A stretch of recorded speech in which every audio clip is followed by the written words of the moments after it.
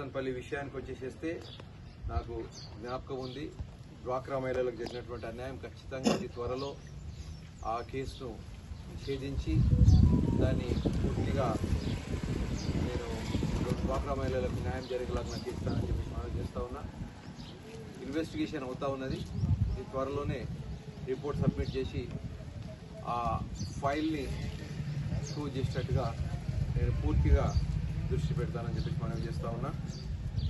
మరి ఈ గ్రామానికి సంబంధించినటువంటి ఎలాంటి ఇబ్బందులు అవసరాలు ఉన్నా కూడా ముందుకు వచ్చి చేయడానికి కాంగ్రెస్ పార్టీ ప్రభుత్వం సిద్ధంగా ఉన్నది.